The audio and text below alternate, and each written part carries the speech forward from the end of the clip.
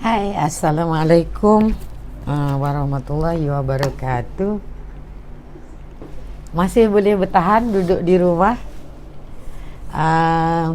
Suara clear Kalau clear buat thumb up ke, tulis clear ke. Sebenarnya walaupun COVID-19 ni kita orang busy sebenarnya, walaupun di wellness tutup, tapi sebenarnya we all ada booth camp dengan mentor kita orang Dr. Azizan. So 3 hari ni, semalam, hari ni dengan besok kita orang ada booth camp. Booth camp ni belajar lah belajar belajar, jadi taklah busy. Okey, terima kasih Noi. Sebab ada mic ni, harap-harap ni sebenarnya bekerja ni dalam keadaan ni, tengok ni ini adalah face shield daripada orang yang bermurah hati nak mendermakan anak saudara Dr. Ju sendiri. Face shield. Sebab COVID ni, kalau orang tu kena, dia batuk, kalau kita pakai mask saja mungkin takut boleh tembus. Jadi kalau pakai face shield, pakai mask, benda tu kan pergi kat sini je. Face shield ni pun kalau dekat hospital, dia orang hari-hari tukar. Sebab takut dekat luar face shield tu ada virus. Oh, seronok duduk rumah, seronok masak-masak, tidur-tidur.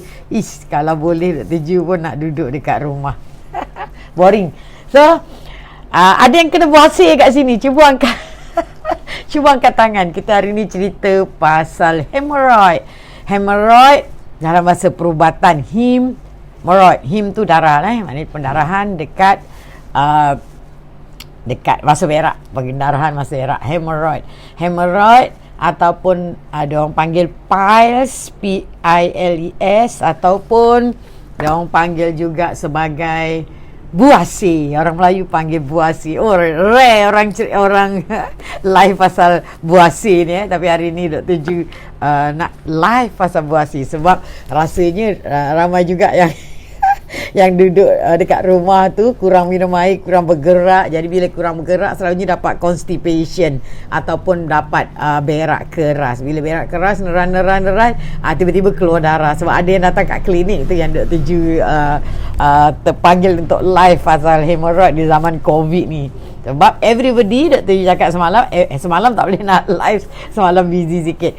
Everybody cerita pasal COVID, kita tak nak, Dr. Ju tak nak lah menakut-nakutkan, bagi all stress. Sebab kalau nak tahu, ramai juga yang datang sini dalam keadaan stress. Kesian dia orang. Itu hari Dr. Ju nak cerita pasal management of stress, tapi rasanya tak payah dululah, nanti bila kita cerita.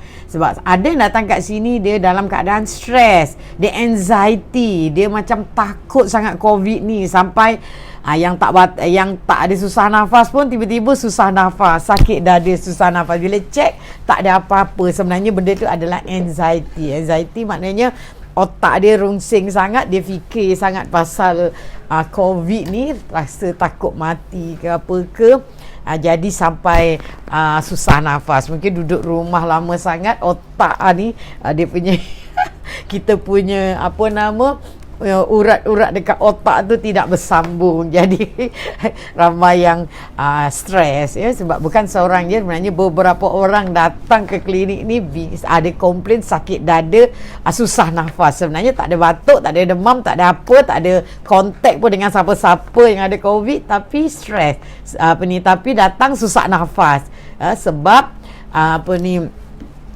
sebenarnya stres. Ada juga yang datang kata demam, tapi bila cek tak ada demam. Semua tu psikologi. Tapi hari ni kita nak lupakan pasal COVID. Kita cerita pasal piles, pasal hemorrhoid, pasal buasi. Sebab rasanya ramai yang orang ada buasi sebenarnya. Kalau tak pasal COVID pun, kat luar sana tak ada orang cerita pasal buasi. Hari ni Dr. Ju cerita pasal buasi. Sebab free time ni kita boleh belajar macam-macam. Bila Dr. Ju free, tak ada patient, insyaAllah Dr. Ju akan live. Okay, so apa sebenarnya buasi, apa sebenarnya piles. Apa sebenarnya hemorrhoid? Hemorrhoid tu semuanya tu adalah nama-nama lain. Satu, nama perubatan bagi hemorrhoid. Piles, orang Inggeris panggil hemorrhoid tu piles. Orang Melayu panggil benda tu buasi. Orang Cina panggil ticen. Kata silap lah ticen. Jadi semua tu maknanya bila ada masalah masa buang air besar, ada keluar darah. Buasir ni sebenarnya adalah dilatation ataupun bengkak atau bengkak salur darah dekat dubur. Senang cerita. Bengkak salur darah dekat usus besar yang kat ujung sana dipanggil rectum ataupun dekat dubur. Sebenarnya buasir ni salur darah biasa yang bengkak. Salur darah biasa yang bengkak saja. Kalau ni Dr. Jo ada gambar, kalau you all boleh nampak lah gambar ni. Gambar ni kalau you all tengok sebenarnya ini adalah bahagian ujung usus besar. Bahagian ujung usus besar.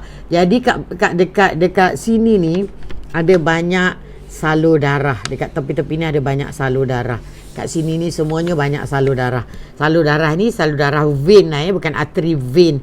Jadi salur darah ni memang ada dekat situ ada kat situ. Salur darah ni yang mengambil benda-benda kotoran semua, maknanya oksigen dah masuk, yang darah yang dah kotor tu dia akan buang balik. Jadi buasir ni sebenarnya adalah pembengkakan salur darah ni. Salur darah ni kalau kat dalam ni dipanggil buasir dalam. Kalau dia bengkak dekat luar ni namanya buasir luar. Itulah dia buasir. Jadi produk apa ni? CTC saya Dr. Ju tak cerita pasal produk. Okay. So hari ni cerita pasal buasir, tak ada produk. Tak ada produk. Okay, Dr. Ju tak ada produk. Ubat klinik banyak buat untuk buasir ni. Okay, jadi buasir tadi adalah pembengkakan salur darah di hujung usus besar kita, iaitu dekat bahagian anus ataupun dubur dan juga usus besar kat dalam. Kalau pembengkakan tu di dalam dipanggil internal piles ataupun buasir dalam.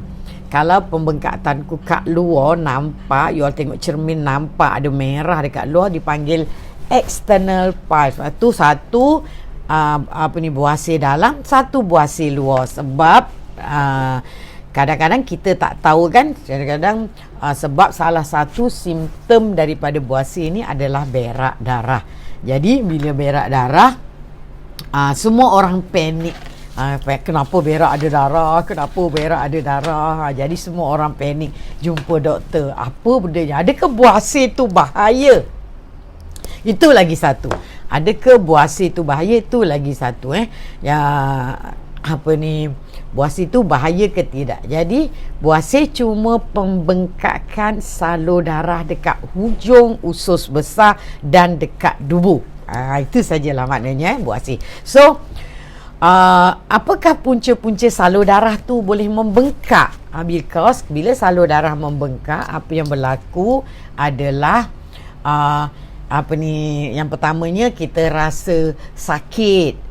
Kalau berjalan dia dekat luar, dia rasa sakit ataupun rasa tak sedap dekat dubur. Kadang masa duduk rasa tak sedap.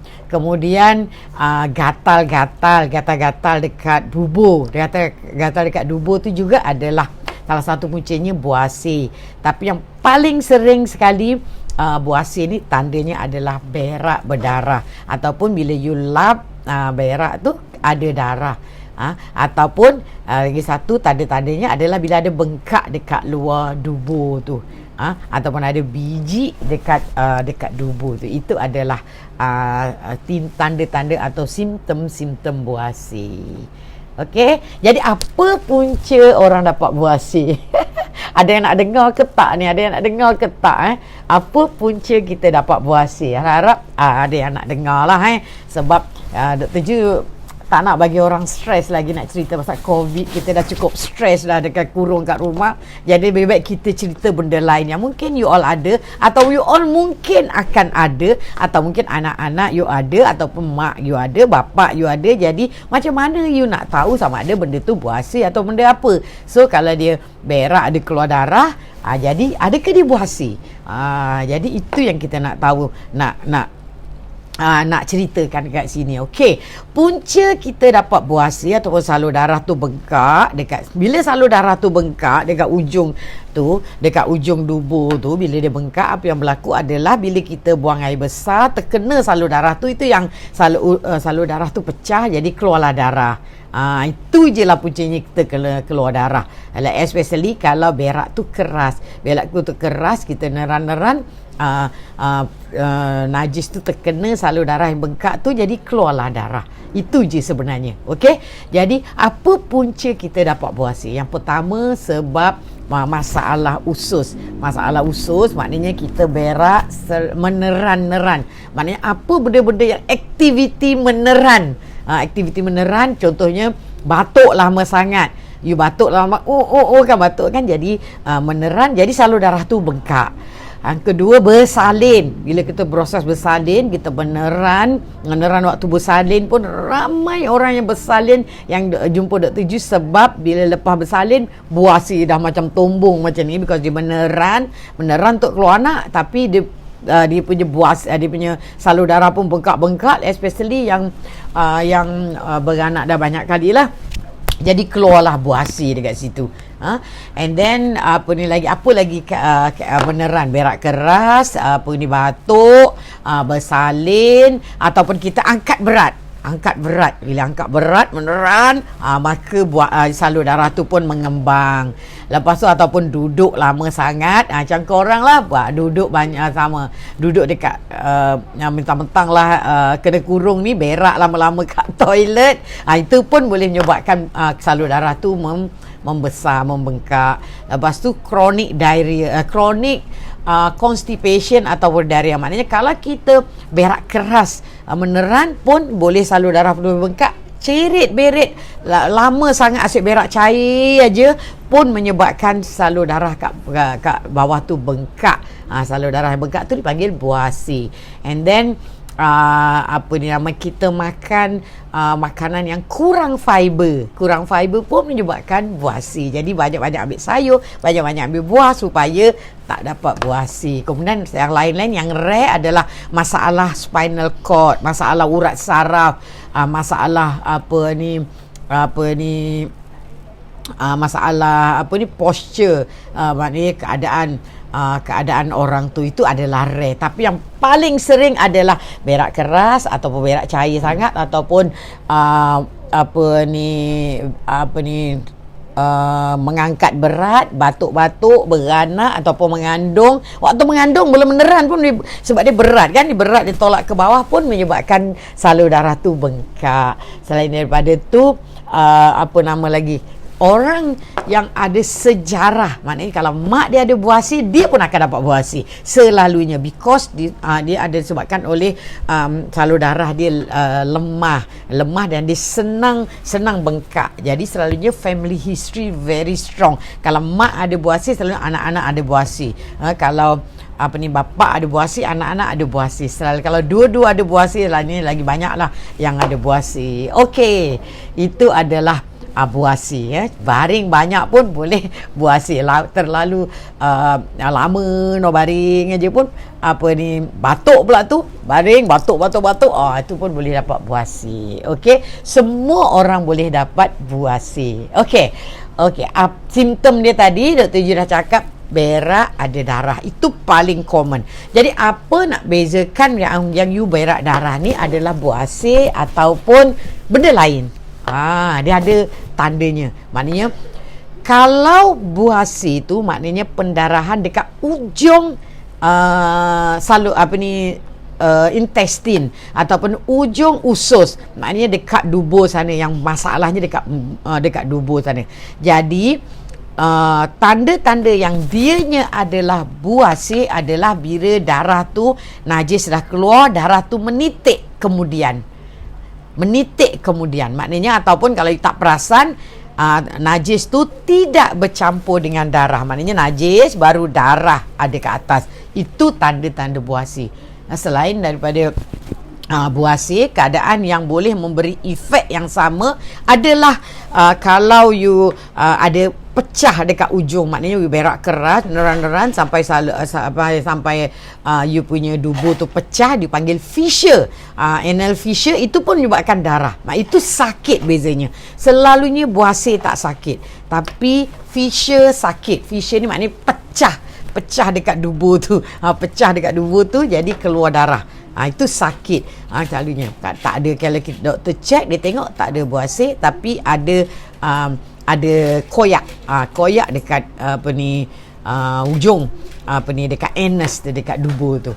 Okey, selain tadi kan Dr. Ju lupa nak cakap, selain daripada benda yang Dr. Ju cakap tadi, berak keras lah apa semua, punca buasi juga kalau you ada tumor ataupun ketumbuhan dekat atas, dekat sel dekat usus besar yang dekat bawah.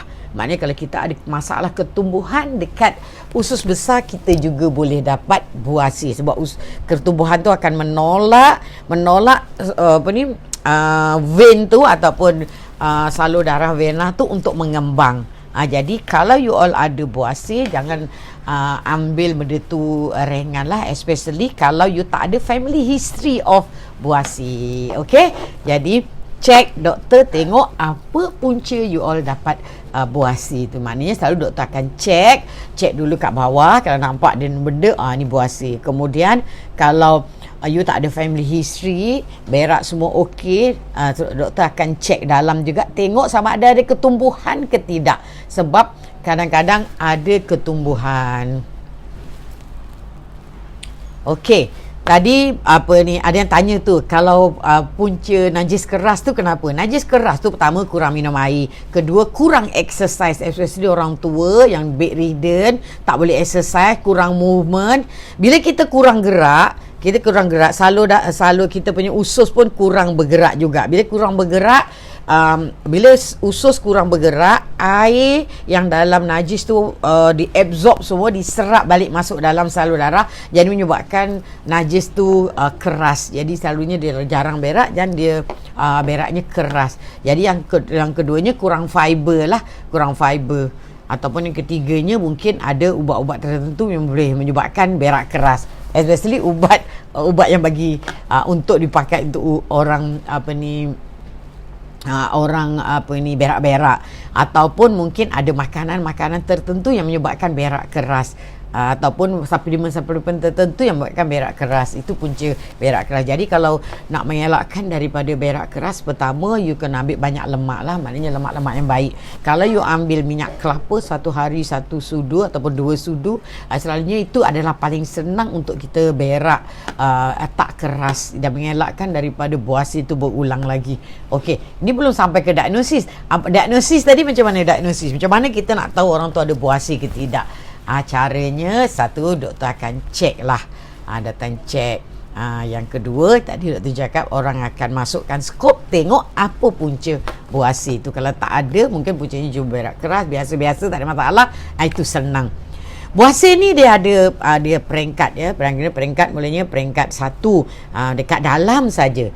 Jadi buasi ni dia akan dia macam ni tadi, macam ni. Dia akan macam ni. Macam ni. Kemudian dia akan boleh memanjang sampai keluar. Maknanya dia ada stage 1 ataupun peringkat 1, peringkat 2 kat dalam lagi, peringkat 3 kalau diberak keluar, peringkat 4 dia keluar saja. Dia ada 4 peringkat buasi ni. Jadi kalau ini kalau eksternal lah, buasi eksternal. Dia ada buasi eksternal, maknanya buasi dekat luar saja. Tapi buasi yang kat dalam tu dia boleh ada peringkat 1, 2, 3, 4. Pertama dia cuma berak ada darah saja. Yang kedua dia dah mula longgar sikit, turun sikit ke bawah, kemudian berak darah.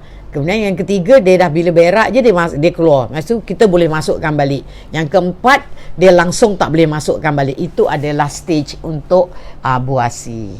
Okey, buasi macam mana kita apa Dr. Ju nak tanya, kalau saya makan detox hari kedua, okey, saya memang susah nak BO.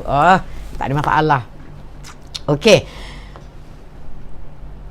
Hari-hari tak boleh. Liver detox tak boleh buat hari-hari. Liver detox paling cepat sebulan sekali. Okey. Ni siapa ni? I am Ika. Ke apa? Okey. Macam mana nak merawat buasi? Yang pertama, kita buang puncanya. Kalau puncanya constipation tadi Dr. Ju cakap, ataupun puncanya sembelit, elakkan daripada ada sembelit. Lagi satu juga, elakkan daripada cirit-birit. Dua-dua tu menyebabkan sembelit. Okey? Jadi yang pertama, elakkan cari puncanya. Everything adalah cari puncanya. Kalau usus kita tak sihat, selalu berak-berak aja ataupun berak keras saja, selalunya kenapa kita selalu berak keras? Yang satu tadi kan Dr. Ju cakap is makanan kita. Yang kedua, mungkin bakteria dalam usus kita banyak dah mati. Maknanya kita ada masalah gut dysbiosis. So orang kalau itu selalunya ada simptom lain lah, simptom dekat perut. Contohnya dia ada selalu sendawa, berak keras ataupun berak cair. Itu adalah masalah usus. Jadi you all boleh tengok Dr. Ju punya video dekat YouTube atau dalam Facebook ni, tengok yang bawah-bawah, tengok yang tajuknya leaky gut syndrome ataupun yang tajuknya gastritis. Itu adalah disebabkan oleh usus kita tidak sihat. Jadi bila usus tidak sihat, bakteria dalam usus kita banyak mati, itu juga menyebabkan kita berak keras. So kalau puncanya itu ada simptom-simptom lain, simptom-simptom yang menyatakan bakteria dalam usus you ada masalah, you kena betulkan usus you dulu. Maknanya kena ambil probiotik, kena ambil prebiotik. Benda tu semua dah ada dalam lecture Dr. Ju sebelum ni. Kalau you all nak Dr. Ju ulang pun Dr. Ju boleh ulang. Ni free banyak ni, kita insyaAllah boleh ulang kan, pasal leaky gut syndrome, macam dapat gastrik. Mungkin ada yang sebelum ni belum masuk grup ni, boleh nak cerita, boleh. Tapi hari ni cerita benda lain juga. So rawat, cari punca constipation, cari punca kenapa berak keras dan betulkan puncanya. Okey, itu yang pertama. Yang kedua, rawatan untuk kalau kita dah betulkan semua tapi ada buasi, itu juga dah tahap 1, tahap 2, tahap 3. Kalau pergi jumpa doktor, kita ada ubat lah. Ubat makan untuk kecutkan salur darah tu, ataupun ubat masuk ikut tubuh, suppository untuk kecutkan buasi tu. Itu adalah ubat. Maknanya ubat ada makan, ada masuk bawah, masuk buntut. Okey, yang seterusnya, kalau ubat tak jalan, doktor ada lagi cara lain. Boleh juga cara injection.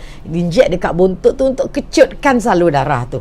Itu pun ada. Tapi selalunya kita kalau boleh, na'udzubillah, janganlah sampai ke tahap tu. Because kalau ke tahap tu memang dah susah.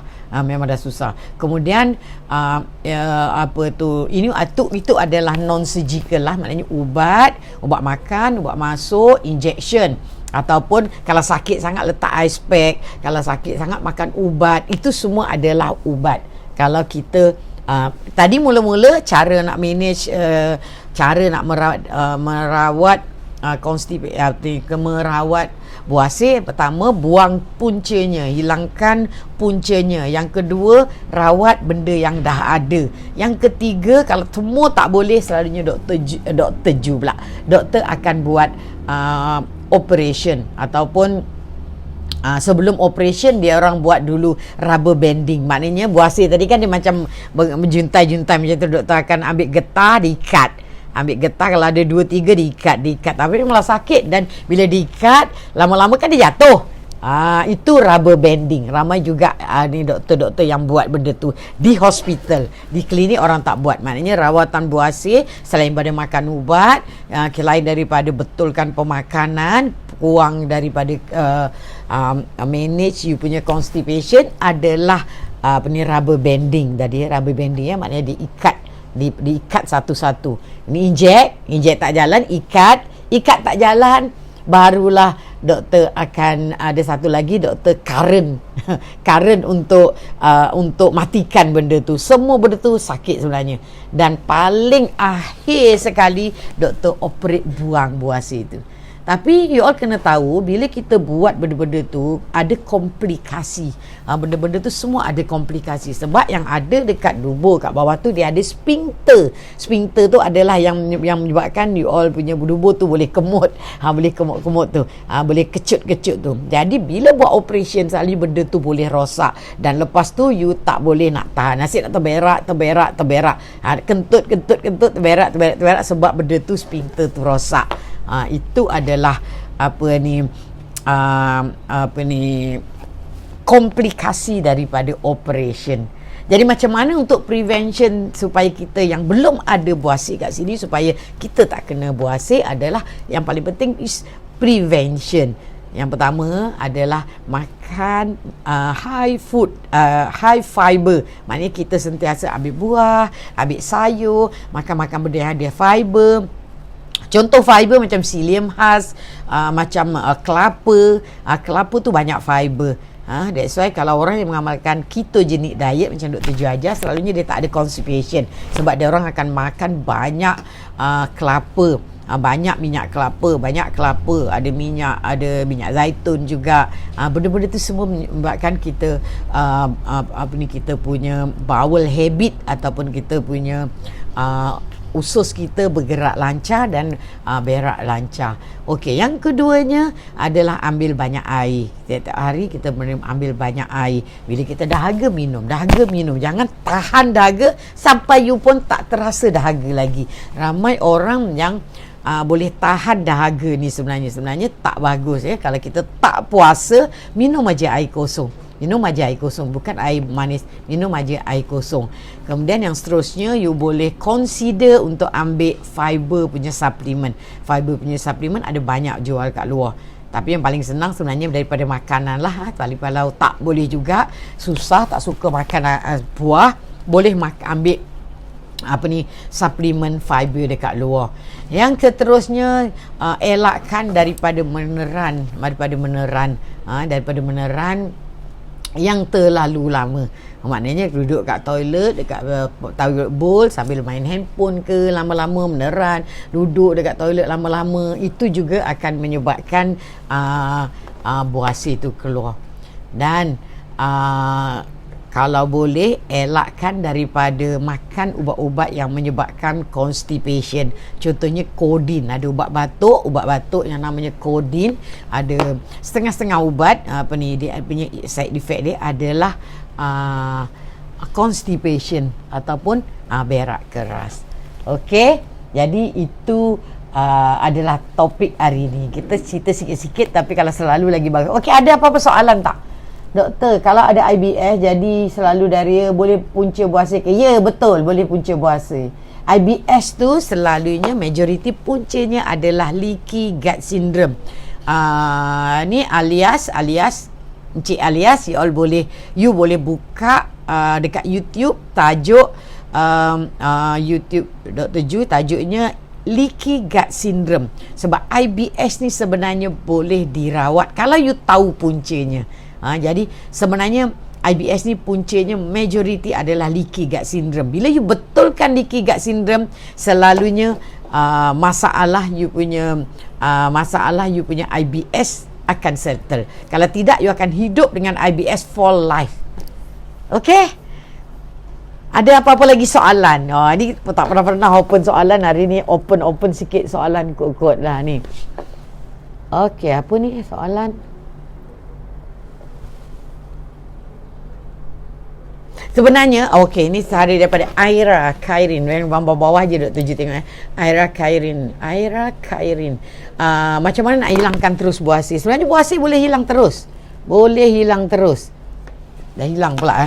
Boleh hilang terus sebenarnya. Bila you tak kena sekali. Maknanya, kalau you ambil fiber berterusan, minum air ikut apa punca tadi, Dr. Ju kata jangan berak keras. Maknanya you makan fiber hari-hari. Sebab dulu pun ramai orang yang ada buy fiber, Dr. Ju suruh fiber pula, ada buasir, Dr. Ju suruh ambil fiber, pil fiber tu, ambil for 1 year. Maknanya bila you tak kena, salur darah tu akan kecut dan dia baik. Tapi kalau asyik kena balik, asyik berak keras, asyik terkena dilated, salur darah tu akan berkembang. memanglah dia tak akan boleh baik. Sebenarnya yang menyebabkan dia sampai daripada stage 1 sampai stage 4 sebab kita tak rawat awal. Maknanya kita tak buang puncanya. Selalunya puncanya adalah constipation, dan punca constipation adalah mungkin you ada leaky gut syndrome, mungkin you ada masalah dalam pemakanan. So you all pergi tengok Dr. Ju punya video on leaky gut syndrome. Betulkan leaky gut syndrome, you all punya buasi akan baik. Okey, itu sajalah untuk hari ini. Dr. Ju ada patient nak tengok. InsyaAllah kalau free besok Dr. Ju live. Kalau tak free, lusa. Okey, bye. Assalamualaikum warahmatullahi wabarakatuh.